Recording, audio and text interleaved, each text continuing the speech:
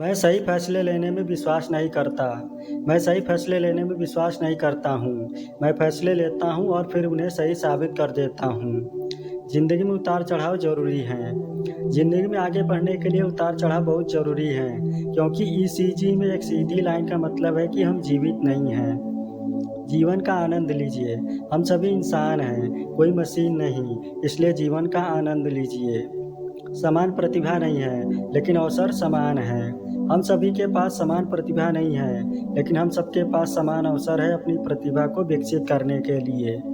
सत्ता और धन मेरे दो प्रमुख सिद्धांत नहीं हैं। तेज चलना चाहते हैं तो अकेले चले, लेकिन अगर आप तेज चलना चाहते हैं तो अकेले चले, लेकिन अगर आप दूर तक जाना चाहते हैं तो साथ साथ चलें। किसी को दोष मत दो। तुम्हारी गलती सिर्फ तुम्हारी है। तुम्हारी असफलता सिर्फ तुम्हारी है। किसी को दोष मत दो। अपनी इस गलती से सीखो और आगे बढ़ो। एक रात में कोई प्रेसिडेंट नहीं बनता। कॉलेज की पढ़ाई के बाद 5 आंकड़े वाली सैलरी के बारे में मत सोचना। एक रात में कोई प्रेसिडेंट नहीं बनता। इसके लिए अथक मेहनत करनी पड़ती है। लोगों की बातों को दिल पर। अगर लोग आप पर पत्थर मारते हैं तो उन पत्थरों को इकट्ठा कीजिए और उन पत्थरों से अपना महल बनाइए। ऐसे दोस्तों को कभी मत चिढ़ाओ। अच्छी पढ़ाई करने वाले और कड़ी मेहनत करने वाले अपने दोस्तों को कभी मत चिढ़ाओ। एक समय ऐसा आएगा कि आपको उनके नीचे भी काम करना पड़ सकता है। मेरे लिए वो एक दुखद दिन होगा। जिस दिन मैं उड़ान भरने में सक्षम नहीं हूँ, वो मेरे लिए एक दिन दुखद होगा। उतार चढ़ाव। अपना जीवन उतार चढ़ाव से भरा रहता है, इसलिए इसकी आदत बना लो। जिंदगी टीवी सीरियल की तरह नहीं होती है। टीवी का जीवन असली नहीं होता है और ज़िंदगी टीवी सीरियल की तरह नहीं होती है। असल ज़िंदगी में आराम नहीं होता है, सिर्फ और सिर्फ काम होता है। क्या आपने कभी देखा है कि टीवी पर हमर, जैगवार, BMW और फरारी जैसी गाड़ियों का विज्ञापन आता हो? नहीं, क्योंकि जो इन सबको रखने की हैसियत रखते हैं, उनके पास टीवी देखने का समय नहीं होता है। लोहे को कोई नुकसान नहीं पहुंचा सकता, लेकिन लोहे को कोई नुकसान नहीं पहुंचाता। यह काम खुद उसका ही जंग कर सकता है। ठीक उसी तरह किसी व्यक्ति को उसकी मानसिकता के अलावा कोई और नष्ट नहीं कर सकता है। कुछ विशेष प्रतिभाएं। हर इंसान में कुछ विशेष प्रतिभाएं होती हैं, इसलिए सफलता पाने के लिए अपने गुणों की पहचान करनी चाहिए। लाइफ में रिस्क लो। जिंदगी का सबसे बड़ा रिस्क वो होता है जब आप कोई भी रिस्क नहीं लेते हो। अपने जीवन में कोई ना कोई एक रिस्क लेकर एक नई शुरुआत करो। हमेशा याद रखना कि इंसान क्या लेकर आया है और क्या लेकर जाएगा यह महत्व तो नहीं रखता है, लेकिन इंसान इस दुनिया से जाते वक्त क्या छोड़कर गया यह महत्व तो रखता है। दूसरों की नकल करने वाला व्यक्ति कुछ समय के लिए आगे तो बढ़ सकता है, लेकिन वह बहुत आगे नहीं जा पाता है। जीवन के स्कूल में कक्षाएं और वर्ग नहीं होते हैं। वहाँ महीने भर की छुट्टी नहीं होती है और कोई सिखाने वाला शिक्षक भी नहीं होता है। वहाँ सब कुछ आपको खुद करना पड़ता है। विश्व में करोड़ों लोग मेहनत करते हैं, फिर भी सबको अलग अलग परिणाम प्राप्त होते हैं। इन सब के लिए मेहनत करने का तरीका जिम्मेदार है, इसलिए व्यक्ति को अपने मेहनत करने के तरीके में सुधार लाना चाहिए। हमें सफल व्यक्तियों से प्रेरणा लेनी चाहिए कि अगर वे सफल हो सकते हैं तो हम क्यों नहीं, लेकिन प्रेरणा लेते समय आंखें खुली रखनी होगी।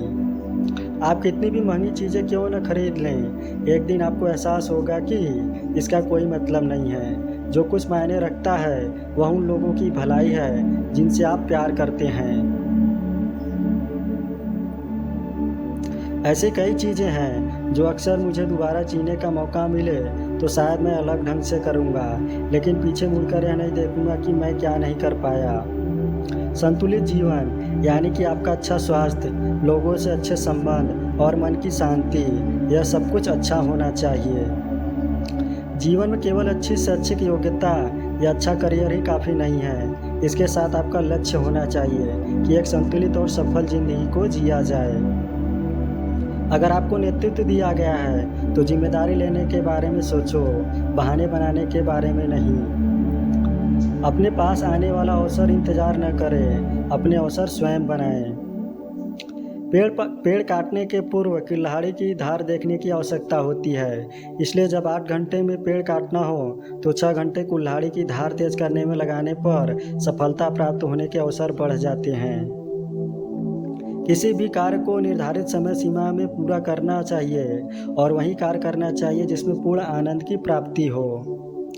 जो व्यक्ति बहुत सफल है मैं उसकी प्रशंसा करता हूँ, लेकिन अगर वह सफलता लोगों के निष्ठुरता और क्रूरता से हासिल की है तो मैं उस व्यक्ति की प्रशंसा तो कर सकता हूँ, लेकिन इज्जत नहीं।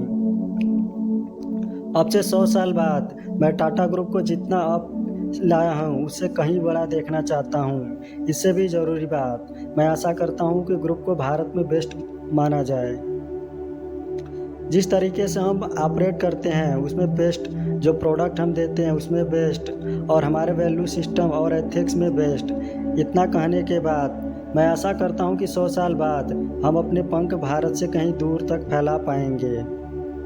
मेरे पास 2 या 3 कारें हैं जो मुझे पसंद है, लेकिन आज के समय में फरारी सबसे बेहतरीन कार है जो मैंने चलाई है, खासकर उसकी प्रभावशाली बनावट के हिसाब से।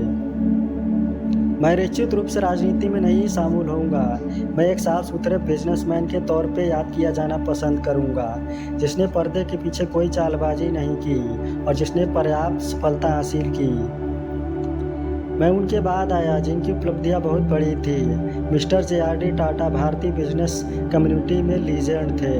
वह 50 सालों तक टाटा सन्स के शीर्ष पर बने रहे। आपने लगभग यह सोचना शुरू कर दिया था कि वह हमेशा के लिए रहेंगे। मैं 4 बार शादी करने के बहुत करीब पहुंच गया था और हर बार किसी न किसी डर की वजह से पीछे हट गया। हर अवसर अलग था, लेकिन जब मैं शामिल होकर देखता हूँ मैंने जो किया वो इतना बुरा नहीं था। मेरा मानना है शायद शादी हो जाती तो यह और भी जटिल हो सकता था।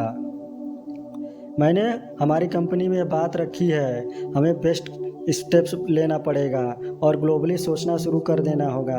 यह सचमुच मददगार होगा।